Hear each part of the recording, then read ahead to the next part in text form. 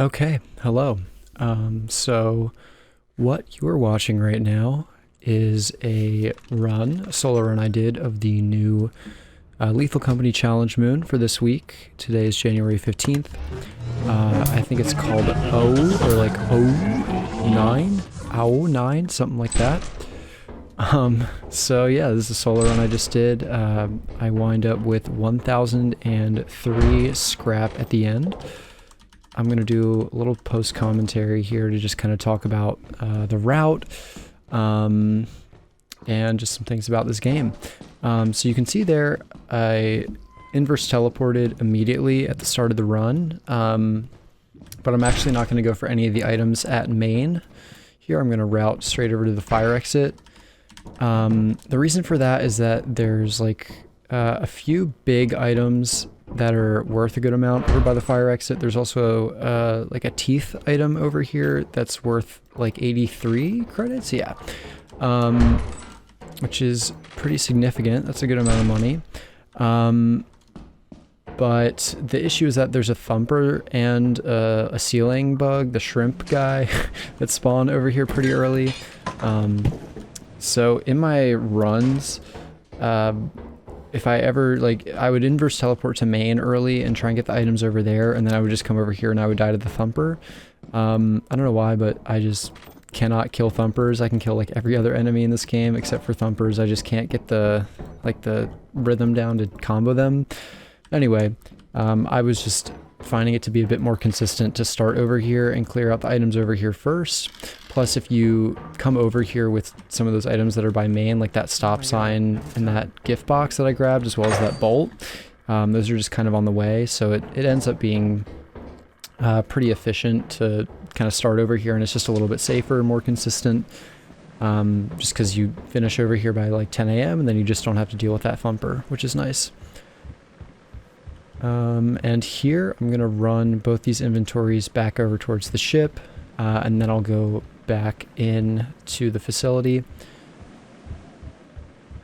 I was kind of sad to see that this was offense. Offense is probably my least favorite moon to go to.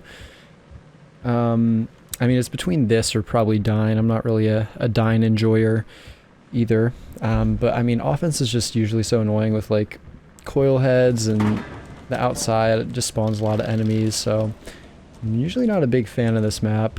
But you know, we make it work. You see me kind of ducking under the kind of the metal bars there to just try and get a little bit faster movement. It's, you know, hardly noticeable, but you know, every little second counts with this run. As you're going to see, we end up leaving like right around midnight at the end.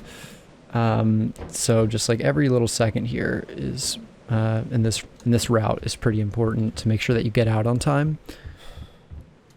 And yeah, you could just hear me exasperated that I have to be on offense for this long. Yeah, I don't know. This map is just like, it's like kind of hard with the enemy spawns. Usually the loot's not very good. Just a lot of like bolts and scrap metal, just like heavy items that are annoying to carry. And then there's just a lot of little areas on this map where I feel like the clipping for like movement is just annoying. Like those little metal parts that are like, you know, you don't really have to duck under, but they're just low enough that they do slow down your movement. There's just like some clipping on the ground towards the the main entrance that's just sort of annoying to deal with as well. Yeah. Okay, but we're gonna inverse teleport in here. Technically this spot on the inverse is actually closer to the fire exit. Like if I go to the left here, that's where I grabbed that stop sign and that other gift box earlier. So like if there were no enemies spawning, it definitely would be more efficient to go to the fire exit now and have kind of dealt with the main stuff by main the first time on the first teleport. But just with the thumper spawn, like I said, this way just wound up being a bit more consistent. And I'm going to come back into the stairwell to grab a couple items in a second. But I had a couple runs earlier in the day where there were items that were just not spawning that are supposed to spawn in that stairwell. I don't know if anyone else has had that issue, but like there were, you know, certain runs, like I would reload the map and like there were just certain items that were just not spawning where they were spawning on other runs. Specifically, it's that bolt and that sheet metal up there, and you can see me like do a double take because the run I did before this, like they just literally were not there. So I was going to go back into that room to grab the bolt that's in there, and then grab that sheet metal from the room, that locker room with the stairs, and then I actually don't have to because I can just grab that sheet metal and the bolt from in that stairwell. So now we're going to go back down here and get our last 2 inventories worth of items. I kind of grab things in a not super efficient way here. But it winds up being fine. I don't waste that much time in here. I will say on this run, like my pathing inside definitely isn't quite as efficient as it could be. You're going to see I'm going to start taking items back to the ship a little after 4 p.m. And there are other runs where I would, you know, start taking stuff back to the ship at like 3:30. So definitely not the most efficient run I had, but still ends up being the one that the first completion of this route where I actually get all the items that I was intending to get. You're going to see another spot here where the movement's kind of janky. Like at this point I'm just kind of pathing around it, but you can't actually really get up on top of that hill from the bottom. Like I guess the slope is too steep. It just makes the movement there a little bit frustrating. Here I am looking for the dog, and I think I do spot it in a sec, kind of over towards the left. Maybe not. I guess it's the next round of items. The dog spawn on this map, or on this like challenge moon, has been pretty inconsistent for me. I've had it spawn like inside of a wall a couple times, and it just like can't get out, and it's just completely not relevant for the whole run. This run unfortunately was not one of those runs. It does actually spawn like normally. And gets out, and I do have to deal with it. But it doesn't end up getting too close to the ship, so it's kind of fine.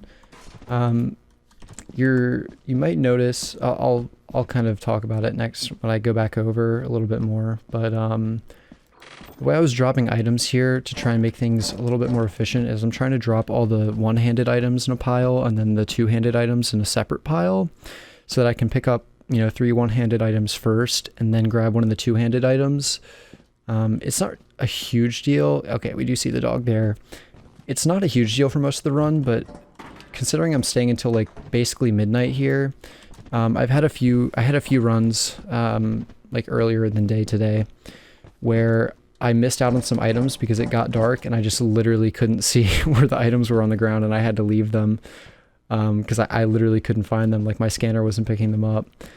So that's kind of why I'm doing that. It's just a little bit faster. And also with the dog being there, like in the event the dog gets close, I don't have to worry about like picking up a big item and dropping it and making noise. Like I can just pick everything up. So I am keeping eyes on the dog here. He does get pretty close to me here. I was a little worried. I think he does end up turning around here in a second. Yeah. And I think that's really the closest he gets to the ship for the rest of this run, if I'm not mistaken. I had a couple other runs where he was just like walking around the front side of the ship the entire time, and I ended up not being able to get all my items because I had to path around him. But we got pretty, you know, we got like a kind of a middle ground here. He doesn't spawn inside the wall, but he's also not too much of a problem for this run. And I grabbed the robot here just because I was, you know, planning on kind of pathing around to the right here, planning for worst case scenario where if the dog does end up getting closer to the ship later in the run, I already have this item inside. Obviously there is that trick with the robot where you can pick it up and put it down a bunch of times and then just hope that one of the times you pick it up it's not making noise, but I just really didn't want to waste time doing that. And we'll get this round of items into the ship. These gift boxes are really good, and if you're running this map you should definitely get them because they both spawn large axles that are worth like 60 something. And we're making really good time on the routing here, considering that I still have to like path around that dog. And I'm like really keeping an eye out for it, but I think it pretty much just disappears for the rest of the run. I remember like thinking that it was behind that kind of like weird hill thing that's to the left of where the ship is, but I didn't see it again for the rest of the run, so I think it just wandered like way off to the left side somewhere, which is fine by me.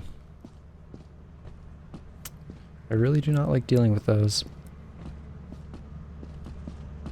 Yeah, you can see I'm a little paranoid because I'm like, this is actually a good run. I might be able to get all the items, so I'm just really trying to be careful and make sure I don't let myself get eaten. And I have one more inventory of items from the main exit that I'm going to go back and get, and then we have a set of items that's still sitting below the pipe from the fire escape. You can see me fumbling around here for that last item. It was just a sheet metal. And I should grab it.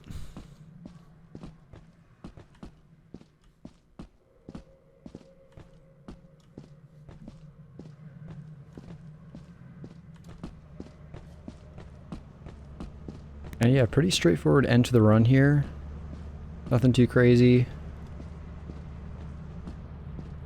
As you can see, dropping the items in the piles that I did really does make it a lot easier to grab everything. I didn't have to like fumble with, you know, picking up a big item and putting it down even once, which is really nice.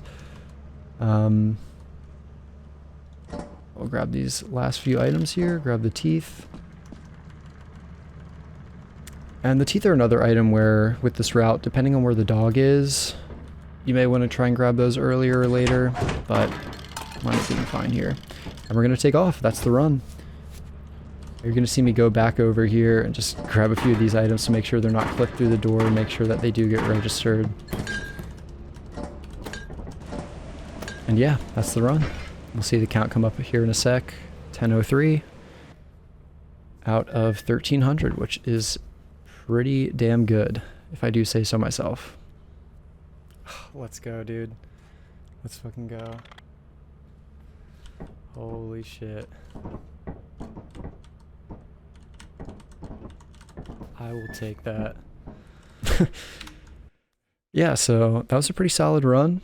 I'm pretty happy with the pathing I came up with. There's probably a way. I don't think you can get a higher score with this route, but there's maybe other ways to get an even higher score. I think if you really abuse the inverse teleporter, depending on where the spawns are, you could maybe get a higher score. But yeah, I haven't really looked at any of the spawns past just like 2 inverse teleports in, so I'm not sure where the other ones actually spawn you. But maybe that would be a way to get a slightly more efficient run and get even another inventory back. Or just maybe some slightly higher value items.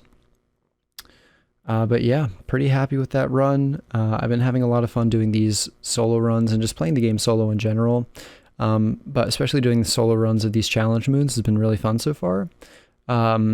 Yeah, if anyone has like, you know, any feedback for the run, any items I missed, if anyone's been able to get a higher score, I would love to see your route and see how you did it.